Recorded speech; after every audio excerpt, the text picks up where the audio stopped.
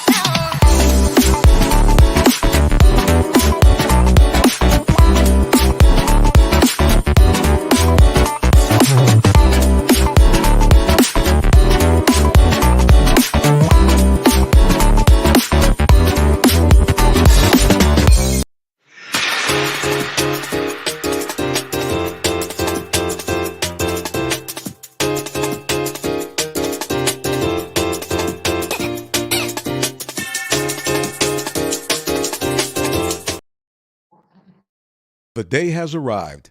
It's time to let more people know about your business. You have the right marketing plan and the messaging in place. But do you have the right messenger?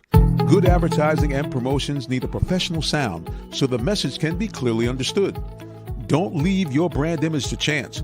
Let our team of voiceover experts at CME lend you a hand. Give us a call at 678-304-8121 to find out how we can partner with you to give your business its voice. Did you know that Allen Vigil Ford in Morrow, Georgia also has Lincoln? Over 35 years of using the Vigil Touch to provide excellent customer service, works hand in hand with the Lincoln Motor Company to provide a luxurious and seamless way to acquire your next luxury vehicle. Lincoln has an array of full-service complimentary owner benefits. These benefits include hospitality partnerships, service pickup and delivery, all which can be accessed through the Lincoln Way app. You can even contact the 24/7 concierge to have someone assist you. Come and see our great inventory of new and pre-owned Lincolns today. Call 678-364-7345 to make an appointment with one of our brand champions or shop 24/7 online at allenvigillincoln.net. Hi guys, welcome to the Real Talk Sports Show. I'm your host, Minister Jonathan Simmons, and we thank God for those of you who decided to tune in to check us out on whatever way you have decided to do that, whether you're listening to us on the legendary WIGO, Pacesetter 1570, or whether you are watching us on various platforms, whether it be YouTube, whether it be Twitter TV, whether it be Facebook. We appreciate you, and we thank you for your help and assistance. We're going to have a really short show tonight because we're getting set to head out to Phoenix, good Lord willing, tomorrow to bring you some Super Bowl coverage. And hopefully tomorrow I'll be able to be chilling with the shades on, like so, in the desert sun. Look forward to doing that there. And we thank God, as always, for the gentleman that you just saw there, our premier sponsor, Allen Vigil Ford and Lincoln. So we, again, very appreciative to those of you who, again, have tuned in to watch us here tonight. And we're very appreciative to those of you who are listening to us as well on, as I mentioned, the replay as well, because many of you will listen to us on the replay and check us out on the archive, like on Facebook and on YouTube and the like. So we appreciate each and every one of you that drop in to check us out, regardless of when you do. Well, here's how we do this. We're going to go ahead and pop up how you can find out more about us on social media. And the best way to do that is to follow the show, please, at Real Talk Sports, the number 7. And you can follow me personally at Minister J. Sim. We'll pop that up for you right now so you can take a look here. And there it is, social media. Bam! There we go right there. Check us out, Real Talk Sports, the number 7. And follow me also on social media, Minister J. Sim. That's Minister, the letter J, followed by SIMM. And like I said, again, we'd love to have you join us in any way, shape, or form. Follow us. We're trying to get to that magical 1,000 mark on YouTube. You got to have 1,000 followers for YouTube will even try to pay you a dime. Actually, I should say that's part of the formula. You have to have a minimum of 1,000 followers, subscribers, I should say, and also a certain number of hours watched. So that's why I always give you guys a big shout out because I appreciate you helping us get to that number. And speaking of that, also, I would appreciate you if you want to actually be a part of the broadcast. And here's how you can do it. Send me an email to jsimmons@realtalksports.net. Again, that's JSIMMONS.net. Or you can call me on the cell 678-410-9833, because this is what's going to happen. I'm going to hear from you, and you can tell me about the great sports story that you have happening, maybe in your backyard. Maybe you have a favorite coach, maybe you have a favorite player, high school player that you really enjoy, and you say, look, man, he should be on the show. We want to tell a story. Well, I'm your guy.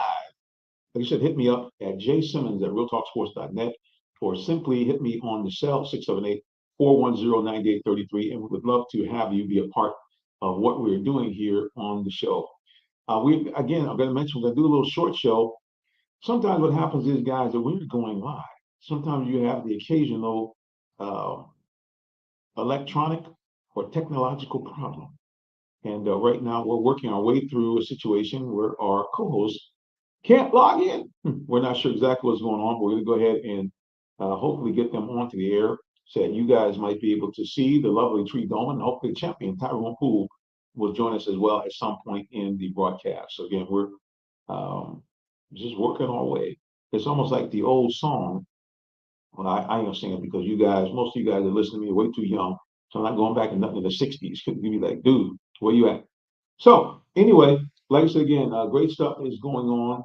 Very, very thankful to be here on the broadcast. Very, very thankful to be able to come to you and give you what I got.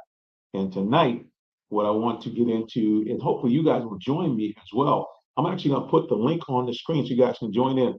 Of course, the news. I'm gonna put up here on the screen some of the things we're going to talk about tonight. Let's go ahead and pop that on the screen. Real Talk Sports topics are as follows. Here they are. We can go ahead and get out of there. Thank you, and voila. Here's our topics for tonight. The NBA obviously taking a big chunk of our time as we see Kyrie Irving has been traded to the Mavericks, a blockbuster trade. Perennial All-Star Kyrie Irving now is matched up with a guy who is going to be, I would think, barring injury over the next several years, a consistent top 5 contender for the MVP of the league, Luka Doncic. And of course, when I say that, for those of you who are Hawks fans, you might be feeling some kind of way thinking, hey, maybe we should have kept Luka Doncic here in Atlanta and let Trey go. But Trey himself has been an all-star. Right now, to this point, he has not been the type of dominant player that Luka has been, obviously. But the realities are he's an outstanding player. He was all NBA a couple of years ago. He's in a bit of a funk this year. Shooting is down.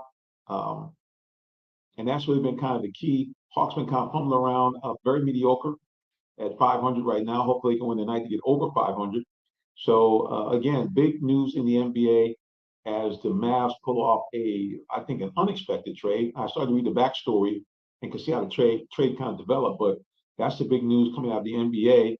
And really, I would say the biggest sports headline today, Kyrie Irving, formerly of the New York Nets, formerly of the Cleveland Cavaliers, formerly of the Boston Celtics, is now a member of the Dallas Mavericks and teamed up with a guy that has been a perennial all-star himself since he's been in the league, Luka Doncic, one of the dominant players in the league, leads the league in scoring, I believe, or at least in the top 3 in scoring, also in the top 10 in rebounding, and in the top 5 in assists. So this guy literally is a walking triple-double.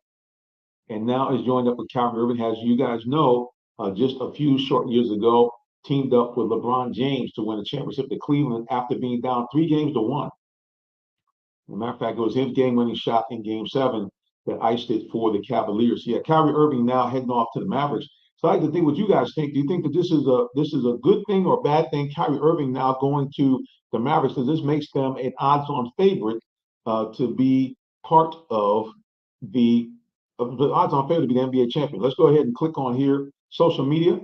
It says, no, they do not.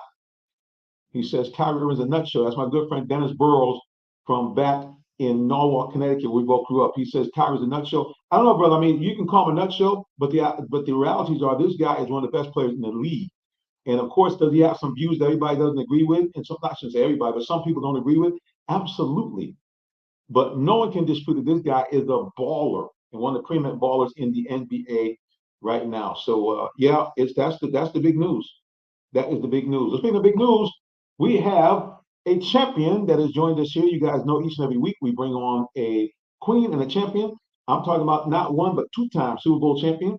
He is also in the Fort Valley State Sports Hall of Fame, and he was a recent also nominee to be in the Black College Football Hall of Fame. The one and only number 38, Tyrone Poole, is back in the building. Sir, welcome back. How you doing, Jonathan? Hello to everybody, all those that are watching and listening. Hope everybody had a great day. Yes, sir. Let me just zoom in on that shirt, though. I think there's some branding on that shirt. Let me zoom in. Let me kind of get that solo shot.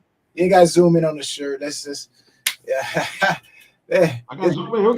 Bam, there it is. Yeah. We got it. Work that thing with the king. Uh-oh. We got a little extra going on right there. Work that thing with the king. There it is right there. Ultimate Success of the Game of Life. Tyrone Poole's also an author as well. Yeah, I'd rather see him go to that website and get that book, Tyrone Poole 38.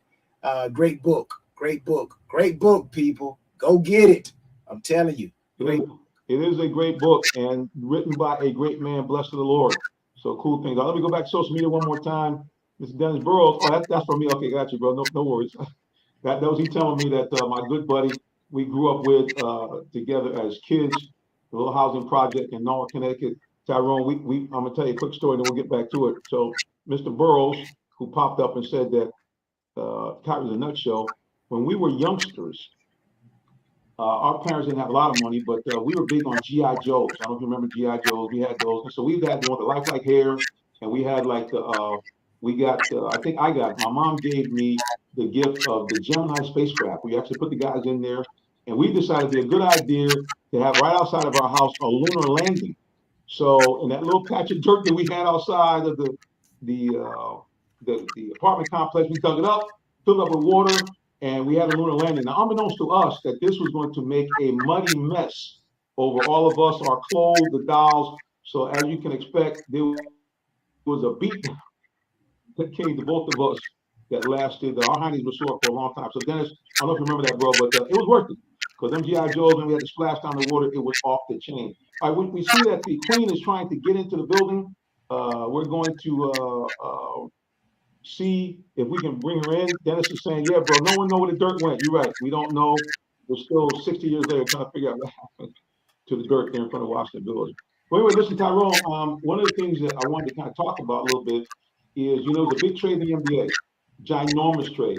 Kyrie Irving now is a Dallas Maverick. So here you got this guy that is a perennial all-star team up with a guy that many people think is going to be if not this year, a future MVP. Do you think that now that Luka and Kyrie mean NBA championship? What you think? No, but I do think it makes them a better team. I think when you look at the Mavericks, they're sitting 5th in the Western Conference. And if you look at the Eastern Conference, if you look at the Western Conference, the top 5 in the East and the top 5 in the West. So let's take the Nuggets in the West. You got the Nuggets, the Grizzlies, the Kings, the Clippers, and then you got the Mavericks, right? And then you look at the East, you got the Celtics, Bucks, 76ers, Cavaliers, and the Nets. Now, out of those 10 teams that I just named, the Mavericks have the worst away record of all those teams. So what I see Kyrie Irving coming in doing is giving them some more stability to where it's not all about Luka this, Luka that, Luka. If you look at all of the stats for the actual Mavericks, when it comes to points, who's leading? Luka.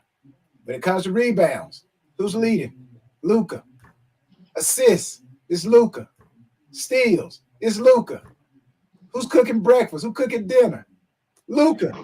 So at the end of the day, I think Kyrie comes in and he brings in, his experience. He brings in 27 points a game, so to speak. Okay, that's what he's averaging. He brings in 5.1 rebounds a game. He brings in averaging 5.3 assists a game. Now, what I would like to see more from Kyrie Irving, if you look over the last 3 to 4 years, he hasn't played a lot of games.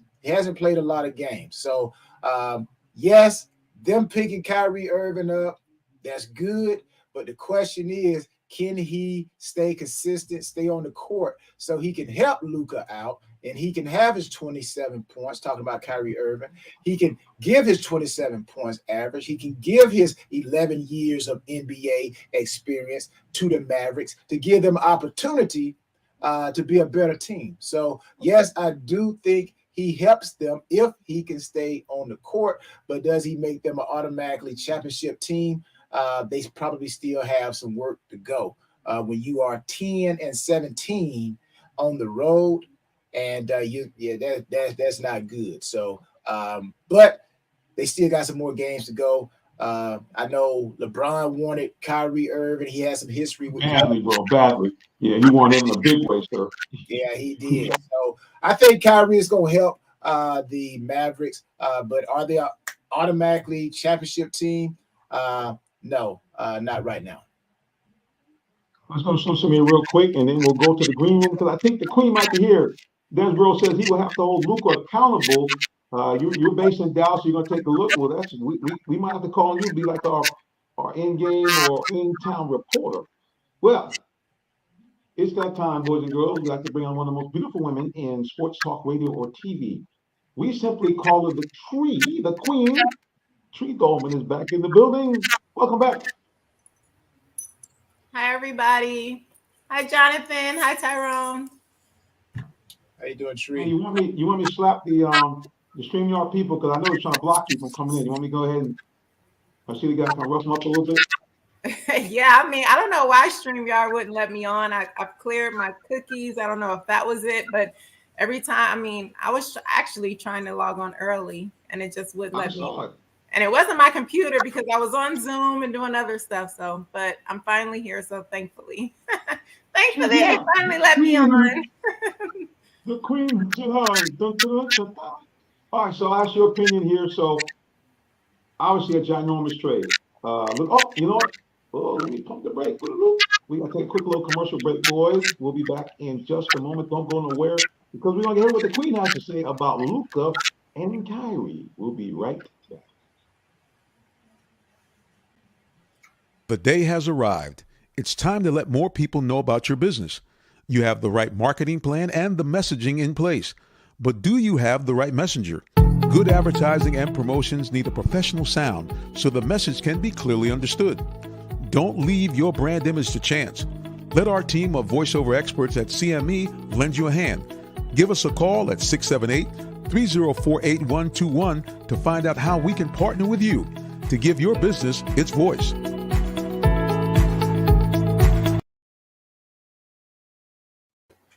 Welcome back here. You're watching or listening to the Real Talk Sports Show. Again, we always appreciate those of you who are watching the replay or the archive broadcast. Thank you, and thank you. We have right next to me the champion, Tyrone Poole, and right below us, the Queen, Tree Goldman. So, Queen, Kyrie and Luka, does that mean presto mesto? We're going to have an NBA championship in Dallas? Or Tyrone says, well, pump the brakes. They got a lot of work to do. What do you think? Oh, what did you say? All right. So the big question is, Kyrie Irving now is a Dallas Maverick. He's going to be teamed up with Luka Doncic. So the question is, does this mean that they are now going to be the odds-on favorite to win the NBA championship, or do you think they still have a few more pieces and some things to iron out before we can put them in that top 3 or 4 contender position? Me personally, I would not pick them to win the championship. I do think that this is a great addition for the Mavs to add Kyrie Irving. He's a great basketball player. I mean, just phenomenal player. And I think he definitely will help them and help Luka. We know that's Luka's team. But I personally will not pick them to win the championship. I think there's still teams that are stronger. They have more pieces together in offense and defense, and that just play better as a unit, that I would pick over them to win the national championship. But I do think it's a great addition. I think it's a step in the right direction, but I don't think this one step is going to take them over to the championship. Yeah, they might have to maybe add maybe a piece or two, but I got to tell you that 60 points a game from those two guys. When Tyrone talked about, obviously if Kyrie stays healthy, but yeah, 60 points a game and two guys that basically can take over a game and take over a game when it counts the most. So they're going to be a tough out, and if they get hot down the stretch, if these dudes combine, they're going to make some noise in these playoffs because we know Kyrie can do it. And we certainly saw Luka do it in the last couple of years he's been there. So yeah, I think it's going to be a huge addition for the Mavericks. I think it puts them as one of the favorites to contend.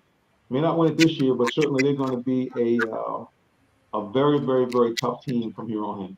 Yeah, because Kyrie Irving is crazy. People talk about some of the things he may believe or not believe off the field. He's a bad man on the court. So yeah, I'm thinking this is going to be great. And the other thing too is we talked about it earlier. Right now, Luka Doncic's usage percentage, I think, is around 85%, which puts him, I think, in the top 10 in the NBA. So the fact that you can reduce some of those minutes off of him, and now, if you think it was hard to defend him now, what are you going to do when you can't really just put all your eggs defensively in the basket? You got to worry about another guy. Yeah, I just think that's a very juicy trade for the Mavericks. Speaking of trade, it's still quiet here in Atlanta. Either you guys think that Atlanta should try to do something with this team to try to change the outlook of what we're seeing, or do you just think, oh, hey, man, we still got another little while to go. Let's leave the team the way it is. Queen, I'll go to you first. You think they should make any changes? Listening to Coach Nate, it sounds like they're talking about doing something. I know that when we were in the media room and someone asked him about what they were talking about doing, he said, I'll discuss that with the managers, the general manager. He didn't want to tell us what he wanted them to do, but it sounds like something is in the works. Tyrone, what do you think? Should they leave him alone, or should they try to do something to add to this team to get them over the hump, or just even kind of change the direction they're going in right now? Well, of course, you always want to get better if you can get better. The name of the game, like Herm Edwards said, we play to win the game. And if you find anywhere where you can actually get better, then you get better. We look at the Hawks offensively. They basically are in the middle of the road when it comes to scoring, average per game. They're sitting around 15th out of 30 teams. So they're in the middle, right smack dab in the middle, and they're averaging about 13 points, almost 14 points a game. And so the top team, just to give you a little bit of understanding, the Denver Nuggets, they're averaging 117. So 113, 117, yeah, they're still up in there. So that shows that they can score. But where I think they need to get better, personally, is defense. Defense, you look at the Hawks, they're giving up just as many points on defense as they are offensively. So if you're going to make a run, if you're going to go out and get somebody, I see that they need to get somebody on defense. So how can they get better on defense? Okay, I think there's one thing that is found on the offense and the defensive side can help them. I think they need to get more offensive and defensive rebounds. So if you had to bring somebody else in to get down in the paint with Clint and, get them boards, or either some of the other guys, or Bogdanovic, these guys got to get in there and get them loose balls, block out, and get them second shots, third shot attempts, because they got scores. They got scorers. Trey, that's the guy. That's the guy. You got Murray. He can put up some points. Bogdanovic, he can shoot. I think he could actually increase his output. And if those three guys can do that consistently offensively, then they'll be okay offensively. I think defensively, they just got to get a little bit more tougher, get some help for Clint. And, John Collins, of course, step his game up continuously. And I think the offensive and defensive rebounds, but I don't think you can win like they want to win when you are giving up more points defensively than you are offensively. So that goes in all sports. Defense. Yeah, and the crazy thing is, but Oh no, I was just agreeing with Tyrone. I said defense wins championships. yeah, and the crazy thing is that the whole thought pattern was to bring in DeJounte Murray. Of course, he has done very well. He's still amongst the league leaders in steals. But you were thinking that by bringing him in, it was going to change the team and really help them be a lot better defensively. And like I said again, I don't know what kind of happened at the beginning of the season. We kind of saw some of the fruits of that. Hawks, and even in that 5 or 6 game run where they went 5-1, we saw them active hands, more steals, more strips, more turnovers into points. But once again, it was like almost like a mirage. We saw like 6 games. Oh, hey, this is what we're gonna do, and all of a sudden it's like they're back to normal again. So I'm not sure. I don't know if it's an energy thing. Um, I'm just not sure. I mean, I think that kind of really what hurt them, and you can't go back to the time. I think the Kevin Herter trade really kind of disrupted the team because it took away really a key 3-point shooter. And as you guys know, spacing is very, very critical when you're trying to, score. And here it is, the Hawks have been struggling from 3-point range all year long. And Kevin Herter, I think, was like in the top 10. He was, the last time I checked, he was right around 46% hitting from 3-point range. So I think they're going to need to find another guy kind of like him, either develop him on the team or get somebody in. Maybe that guy's AJ Griffin. So AJ is, I think, leading all rookies around 41% for three, maybe more time for him. But they got to find a way. I know they need defense, but they also need to find a way to score more, similar to the way they were last year. So I don't know what they can bring in. I think they're at the point where they're going to have to leave everything alone and make sure to see if they can put together a trade after the season. And this year, just play as hard as they can and try to recapture what we've seen in glimpses, high energy, fast pace, up and down the court. I think if they can do that, they can, again, hopefully get out of the first round and then try to regroup next year. Let's say this right here. I know everybody likes the 3-point shot. It's kind of like, you talk about professional football. I haven't, it's a little bit different in the NBA. Yeah, you can, 3 points can really, if you get it going, it can help you. But say if you take the professional football, okay, yes, the long ball is good. It's a quick score. The 3-point shot in the NBA, it kind of gives you that extra point. They make 2, you make 3. They make 2, you make 3. You're already up 2 points, right? But still, just like we take the scenario of football, all right? Sometimes you got to throw the ball where the defense allows you, okay? So the closer you are to the rim, I know this, that's a high percentage shot, okay? Layups, they count just as much. And like you said, Jonathan, you take what's given to you, okay? Hit them guys cutting through, make them easy layups. That's a high percentage shot. Then you hustle back, hustle back on defense, pick up your guy, call your guy out, and play defense, cause them to miss a shot. You dribble back down, hit that cutting guy, pick and roll, whatever you want to do, high percentage shot, boom. So, again, 3 points, that's good. But let's not forget, again, I think in order to win an NBA championship, you have to be able to not only shoot the 3, but you also got to be able to hit them guys cutting through, just like playing professional football, okay? You got to be able to throw the ball and run the ball if you want to win a championship. So that's just my comparison. True, what you think? To win a championship, yes. I mean, I agree. You have to have defense, first of all. Defense wins championships in just about every sport. And I think too many times people focus on offense. Yes, you also need to score. But it's like the stats that Tyrone was talking about. Even if you're scoring, but if you're allowing the other team to score a lot, you're not going to win. And that's also what was happening with my Detroit Lions. Yes, we were scoring the most points, but we were also allowing the most teams to score the most points on us, which is why we weren't doing so well in the beginning of the season. Defense is definitely key. I think that the Atlanta Hawks definitely needs to bring in some defense. And I think we have a good roster. I really do. I can see this team going to next levels. I do, however, think that there needs to be some type of change. There has to be some new energy brought in or something. I see something needs to happen, even if they don't bring in new energy. Maybe, I don't know, something needs to happen, though, to get the team over the hump. But I think they have an opportunity, and there is still time. There's definitely still time for them to get to where they need to be. If they want to move up to the top 6, they still have time to do that, so they don't have a play-in game. We'll see. But I do think, I don't know. I think we'll see something by the trade deadline. Somebody go wake Dennis Rodman up in Las Vegas and tell him come on to it. Uh-oh.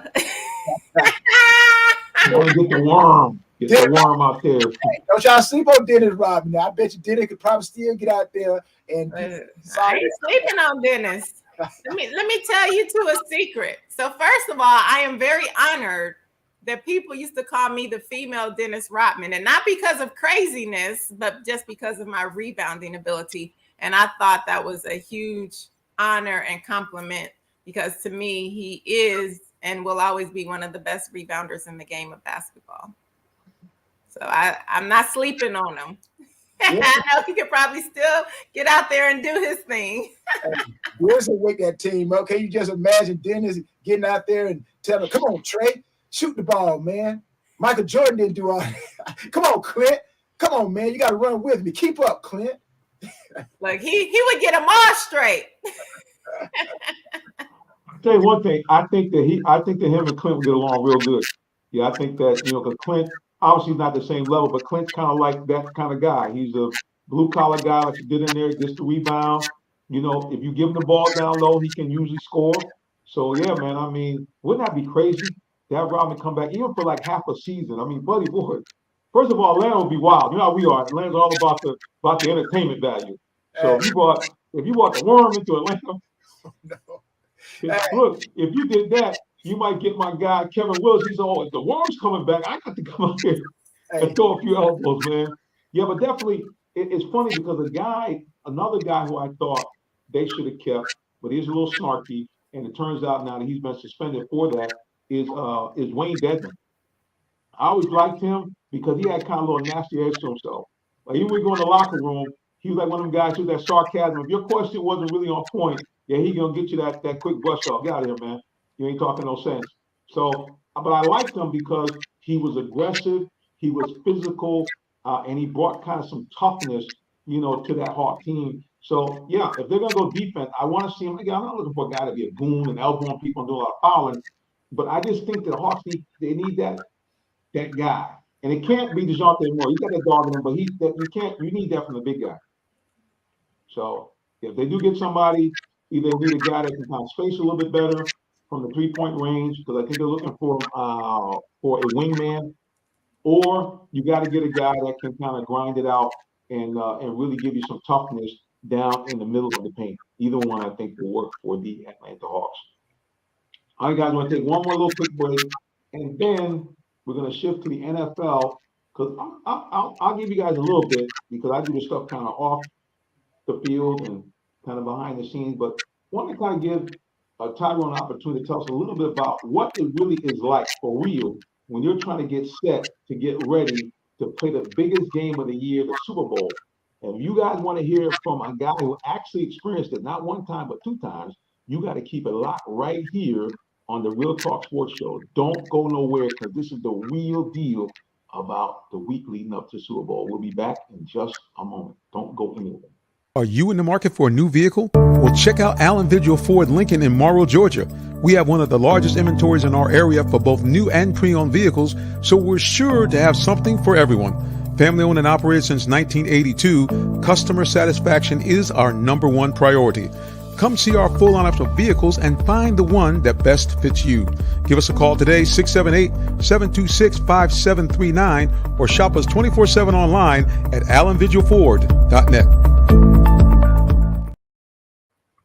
Hey guys, we're back here. Real Talk Sports Show. Right next to me is Tyrone Poole, the champion. And right beneath us is the queen, Miss Tree Dolman. Well, guys, I can tell you, it's very, very interesting for those of you who have been living in the cave. You have 2 weeks leading up to the Super Bowl, but the last week kind of is like the fun fest. You have the fan fest. You got stuff going on. You have media like out the wazoo. You have people, literally almost every single country sends a representative from the media to go out to cover Super Bowl, even if they don't play football in their country. That's how big this game is. That's why, as a matter of fact, when you talk about the game leading up to the Super Bowl, unless you have certain rights, you're not even supposed to use the name Super Bowl. You're supposed to call it simply the big game. So this is really a big thing. But you often kind of wonder, like, what kind of goes on.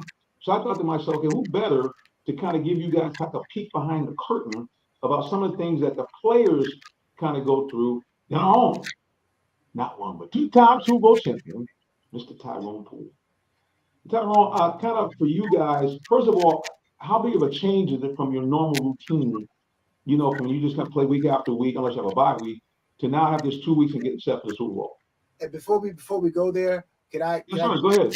Opinion on what Sean Payton, the launch of his coaching career at Denver, what his statement meant to Russell Wilson?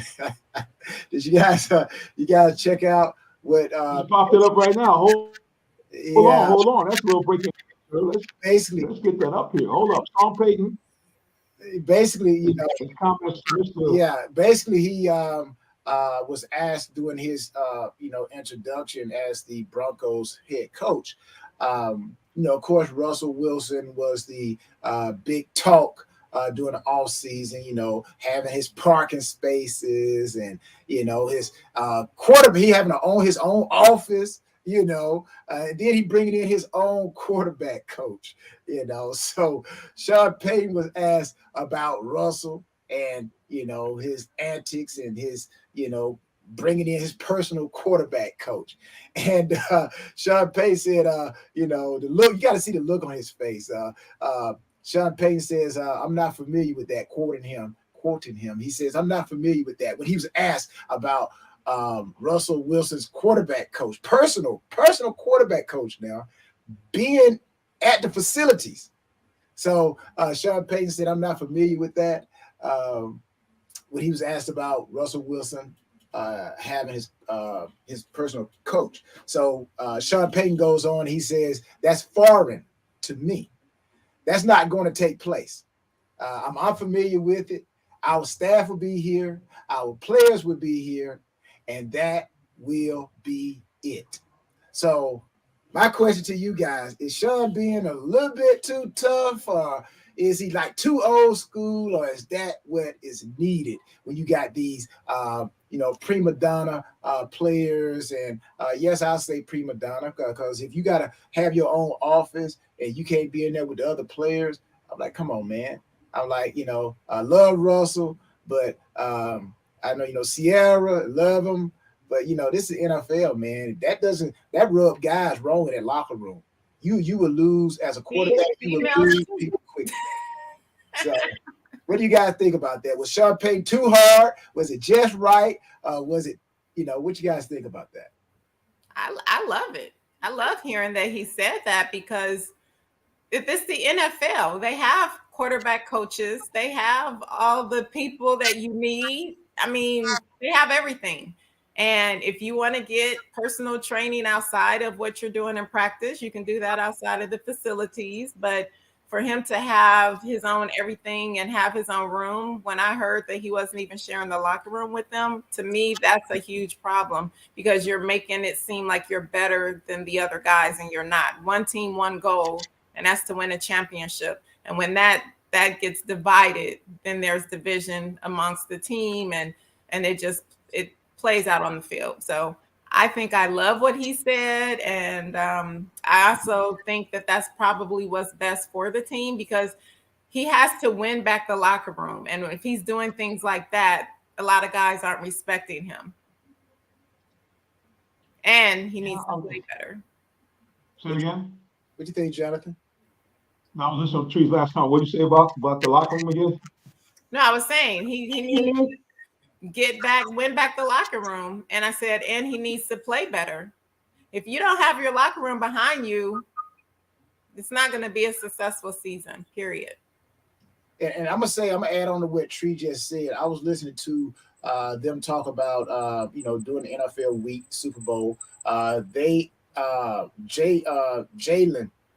they were talking about his extension. And Lowry, the owner, was talking about how they want to bring, Jalen Hurts back, and he's young, and he's done a great job. So one of the announcers, and this is kind of like alluding to what Tree is saying, Russell holds a different status with that team because of the position that he plays. So what the commentator said was that Jeffrey Lurie, he is the owner, and if there is a CEO of that team, it's the quarterback.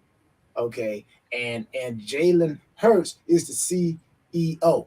Okay, not talking about the head coach. Okay, but the guy who leads the team, even in corporate America, you got the people who are chairman or whatever of the company, but then you got that person who actually runs the team, and the quarterback runs the team, just like we talk about in the NBA or any sport. Okay, probably more prevalent in football, it's the quarterback, but even in basketball, you got to have that guy. We talk about it all the time. The Hawks, they need that guy to step up and be the CEO of the team. So like Tree said, if your CEO won't mix with you, won't do things with you, want to separate, then you're going to lose the locker room. You're going to, where there is no togetherness, there's no gelling, then the people going to run wild. So I definitely agree with Tree. But what you think, Jonathan? What you think about what Peyton says? Too much? Too hard? No, because I found some I really didn't know, or I forgot about Peyton. Peyton was on Bill Parcells' staff for a while. So he said that Bill Parcells is a great friend of his, and he would constantly talk to Coach Parcells. If you come from that tree, bro, it's be about some discipline. Because Parcells, that was one guy did not play. Now, of course, we know his legendary relationship with Lawrence Taylor. That was kind of different. But Taylor is a NFL top 100 guy, and so he gave him a little bit more room. But basically, I mean, yeah, he's from that school where you don't put up with no, what, and keep in mind, like I said again, when you're coming from that tree, it's about discipline. It's about, hey, man, I'm running this team. I'm the coach of this team. There's certain expectations that we have. I mean, there's a certain way that we go about our business. He even told a story. He said that Parcells told him to get ready for the Super Bowl. He said, remember, one of the keys is you got to create a crisis. I'm like, create a crisis? He said, yeah. He said, you want to get something, you got to get the team kind of like, feeling some kind of way. So a guy coming from that kind of tree, kind of more of an old school kind of situation, yeah, you're going to expect that. And here's the other thing. He's had a long track record of success. And that's the kind of thing that when you try to implement things, it's a lot easier to do that when you have a resume that says, hey, man, I've won a Super Bowl. I've had my team in multiple NFC championship games. And I have put together and helped a guy who basically was almost a cast-off. People forget that Drew Brees, they were like, hey, he's coming off an injury. He doesn't have anything. He can't throw long. He's too small, too short. And I'm saying he's been part of a legendary career with a quarterback that ironically is around Russell's size. So, yeah, there's no question. I got no problem with him coming laying down the law because he's a proven winner and he knows how to take care of a Hall of Fame quarterback. I think if Russell can kind of get with his program, I think the offense that he's going to implement, he's one of the great offensive minds in football. Yeah, they'll be all right. Yeah. It'll be fine. I mean, and Russell, and if Russell's the kind of guy that he has seemed to be as a believer, I think that he will look at this opportunity and say, look, let me just humble myself and get to a position where I can win. Because I think that guy, no matter what kind of crazy stuff he's doing, he wants to win and wants to win another championship. So, yeah, I got no problem. And I think that Sean Payton is going to be a great addition as the Denver coach. I wouldn't be shocked to see a resurgence in the career of Russ. He might be cooking again. Yeah. Let me ask you this. Now, what's the difference between what I know it's college and pro, but what's the difference with Deion's message? Different experience, different words, but I think the principle was the same. Deion, Sean Payton. Sean Payton coming in, laying down the law. Deion laid down the law. What's the difference? The way you do it. So, is the word. But not only that, I mean, right. Okay, so it's a little different situation. So you're dealing with, as you know, these grown men. These are grown men who are not professional. No, hang on, let me finish. I see you give that a look. They're also paid. This is a job. You're a professional. I mean, it's like on my job, there's certain things that you have to do. I mean, as a professional, and there's a certain way you have to go about your business. I'm not trying to say, and I'm going back to Deion's situation. I didn't totally lambaste the guy. I just said that maybe he could have approached it a little bit differently, straight out of the box. Because again, some of these guys that Trina pointed out, they're on scholarship. You know, they get. I mean, I know there's some guys getting paid, but a lot of those guys are not getting paid. They're on scholarship. I understand. Hey, man, you want, kind of, you'll tell them, hey, this is what time it is. But I'm just thinking out of the box like that. Or if you're going to do it, maybe that's something you don't want to put on social media. I guess maybe that's the other thing I would say about that. Maybe there's something you would say, hey, man, this is going to be a closed door meeting, and we're going to kind of, I'll lay the law down privately. So, yeah, so for me, the difference is pro and college, and kind of, he kind of, just to me, hit it a little bit too hard. To me. But at the end, that's my difference. Go ahead, Tree. I think regardless, if you're coming to a team in college or if you're coming to a team in the pros, I think it's necessary to lay down the law. You have to. If you don't come in laying down the law and establishing what you stand for and what this team is now going to stand for under your leadership, then you're going to lose you're going to lose your team and lose everybody around you. So I think it's very important to do that. So I agree with every coach coming in, laying down the law, saying this is the way it is. It's my way or the highway. If you can't get with the program, then you can move on. The problem that I had with Deion was the way that he did it.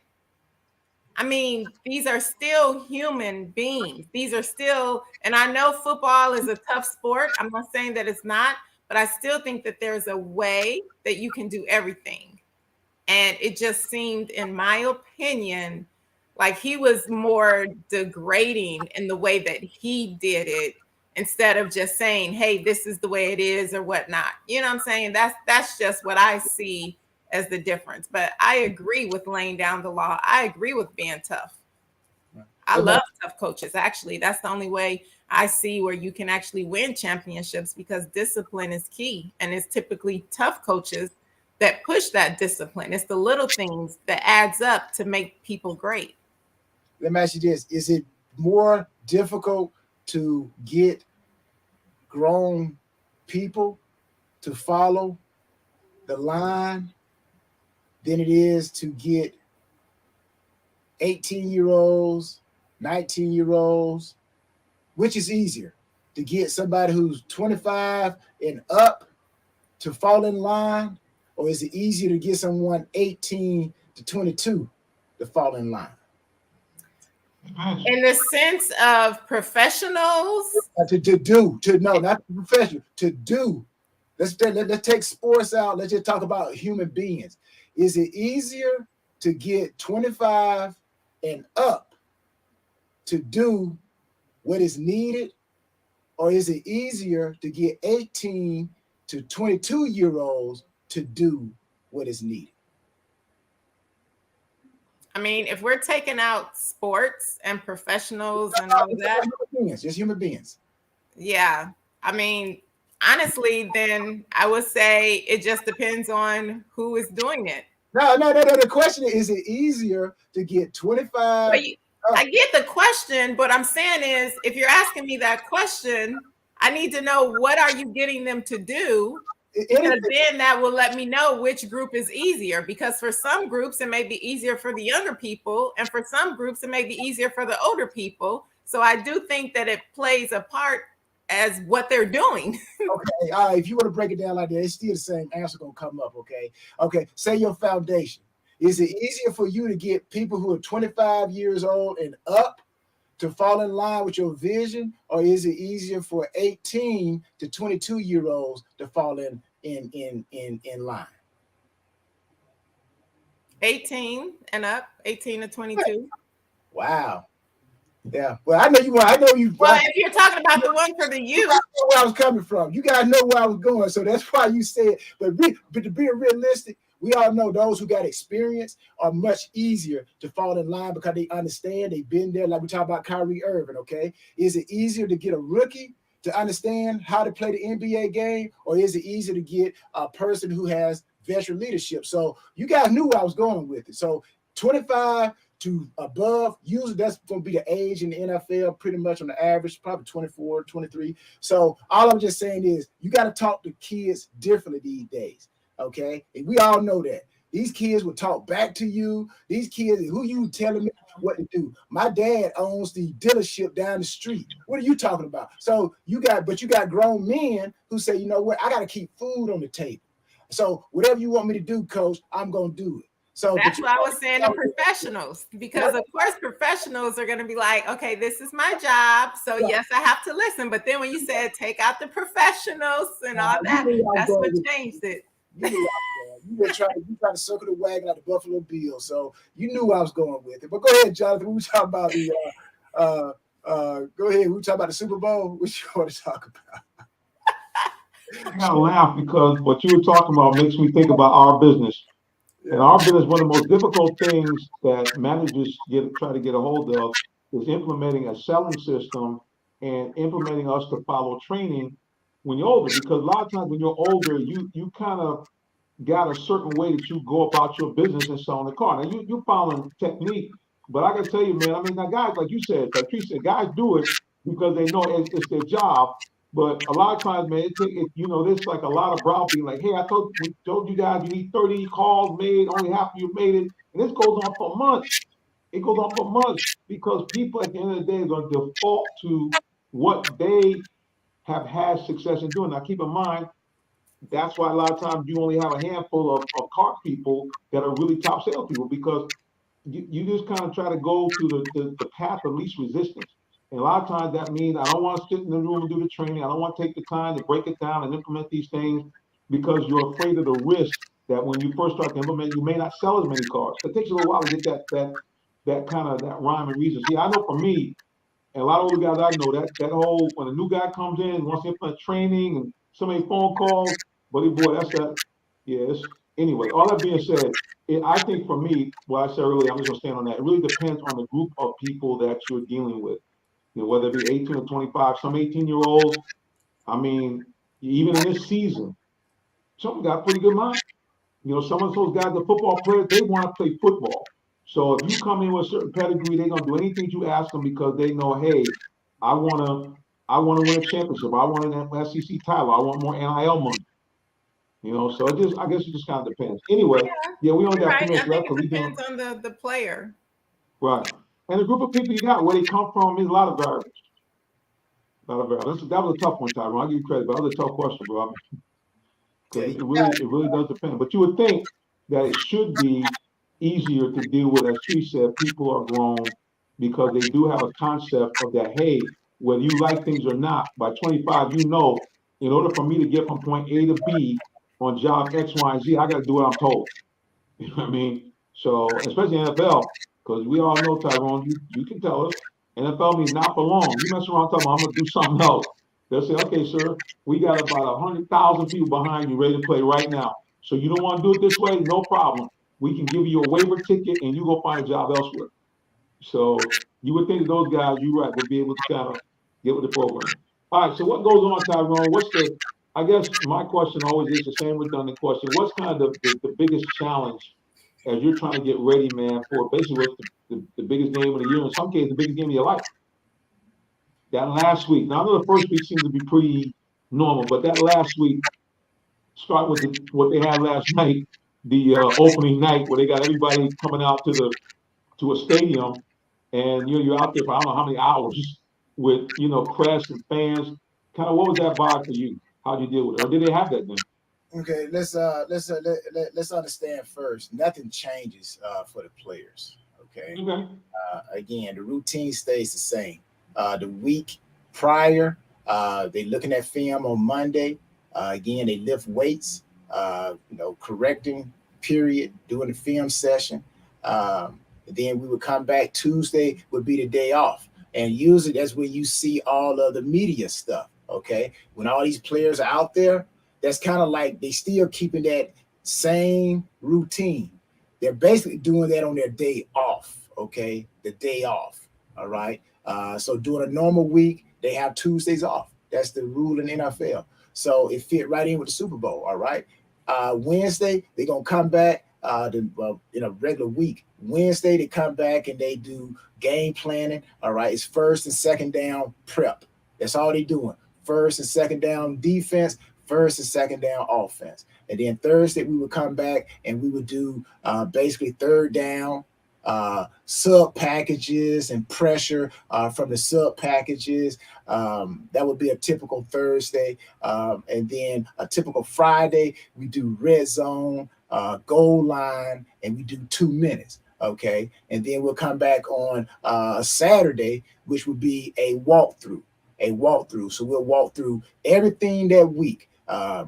First down, second down, third down, goal line, 2 minute, and all that stuff. Well, really no 2 minute on the walkthrough, but we would start at the 20-yard line or the whatever, and they would move the ball down the field, okay, to bring us back into remembrance. So that's the same thing they're doing during the Super Bowl. There are a lot of guys who basically they have a routine. Coaches have a routine. So again, that's a good question. You give me an opportunity to explain it to people, because a lot of people may think the guys are all running haywire. What are we going to do? We don't know what to do this week. No, they're keeping their regular practice. Again, when they go to that experience, that's basically treated like their day off. That's why they can go there and hang out all day.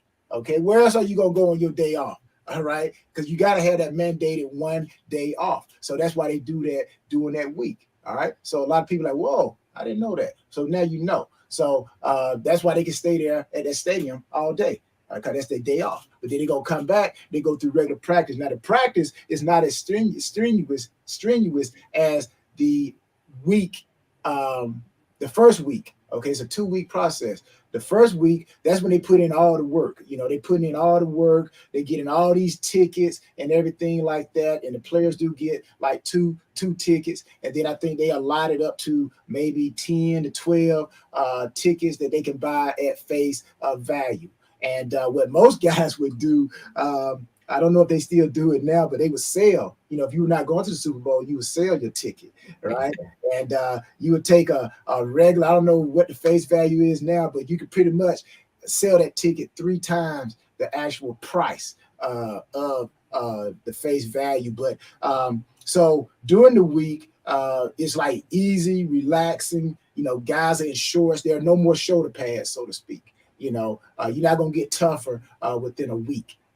If you didn't tackle the first 17, 18 weeks of the season, you're probably not going to tackle anybody the last week of the season. So they stay in shorts, and the routine is still the same. You know, first and second down, same routine. Third down, a goal line, 2 minutes, you know, all that stuff. But it's more concentrating on exactly what we're going to do. And the other thing that you're going to see, these teams they may put in a couple of wrinkles here and there, but basically they're going to go back and do what they've done. They're not going to put in a whole new offense. They're not going to put in a whole new defense. They're going to take their best plays. Of course, you got to know what the other team is doing, okay? But you're going to take what you do best. Because at this point, it's no, okay, we're going to try to manipulate our game plan. No. If you play man-to-man well, then you're going to play man-to-man in that Super Bowl. You ain't going to go and say, we're going to play zone, okay, all game. No, that's not the time to change up your game. You do what you do. And so I don't think you're going to see any big difference. Again, you may see a few wrinkles here and there, but for the most part, you're going to see the Kansas City Chiefs do what they do best. I think they're going to try to run the running back. I think he's going to be the X factor in that game. And I'm actually, kind of pulling my hat real quick here, letting the rabbit out the hat. But I think the Chiefs, it's going to be a good game. I think it's going to be a high-scoring game. But I do think the Chiefs, if they can establish that running game, I just think, they got a lot to offer. But that's typically the week of it. And some of the behind-the-scene things, fans, if they ever wonder, because there are fans sitting in the lobby, okay? Because that is a public. Now, what to do, buddy? We have to stop right here because we're cutting the show to 9 o'clock. Because speaking of Super Bowl, guys, Real Talk Sports will be there on the scene at Radio Row. So we gotta get ready to pack up and get up on out of here. So You know, we like to do it when we end the program. We want to make sure that everybody knows about how they can find about you and your social media and website. So, Tyrone Poole, the floor is yours. I tell you what, if you want to listen to more about what happens in the Super Bowl, you know what, come to TyronePool38.com. Also, you get an opportunity to get a book that can actually help you understand how these teams got to the Super Bowl. So, ultimate success, all right, in the game of football, the game of life. Go to TyronePool38.com. And also, you get this book signed, okay? It's a big trading card. So, you get knowledge and you get money back, all right? TyronePool38.com. And I got one of those books myself, official autograph one. That's right. Tyrone Poole, thank you, sir. Until the next time, God bless. Bye, Miss Tyrone. Tree Doman, the floor is yours. Hello, everyone. You can find me on social media at Purple Diva 13 and Ms. America International 2022. Stay tuned for some more positivity coming. We have some things that we're working on. You know, I'm always giving back and helping others. So stay tuned for some big things coming up. Queen spoken. Oh, I took myself off the screen. There I am. Okay. Ta-da. All right, guys. Yeah, before we wrap it up, just want to let you know how you can find out more about me and more importantly, the show. Follow us on social media at Real Talk Sports 7. Follow me on social media at Minister J. Sim. Again, if you have a great sports story, hit me up, jsimmons@realtalksports.net, or simply give me a call, 678-410-9833. All right, guys, you know, before I go, I always tell you the same thing. If you don't know the Lord Jesus Christ, your personal Savior, please, ma'am, please search it known today. Why? Because nobody loves you like Jesus. He came here, he made you, he came and walked upon the earth, and then he did something unbelievable. He died for your sins, but he rose from the dead. And the good news is, if you repent of your sins and believe that, two great things will happen. Number one, you become a citizen of the kingdom of heaven. And number two, you become an adoptive child of God with all the rights therein. That now means that you can go to God like a loving parent, ask him for anything you need or desire, and he will grant it unto you according to his will. And when you leave this place, you go to a happy place called heaven where there's no pain, no sorrow, no bad people anywhere. And you avoid that nasty place called hell where all the things that are not in heaven will be there. It's dark, it's dreary, it's painful. And then most of all, you're cut off from God and from Jesus Christ, all the people that you love and that love him forever and a day. I don't know about you, but like option number one instead of option number two. All right, guys, stay tuned here. Click on and follow us on social media. Hopefully we'll have some great stuff from you, for you, from Radio Row and other places in Phoenix as we get set to cover the week of Super Bowl 57 from the desert. And you never know who might be making a guest appearance. All right, guys, until the next time, God bless you and have a wonderful rest of your day or night. Bye. So long.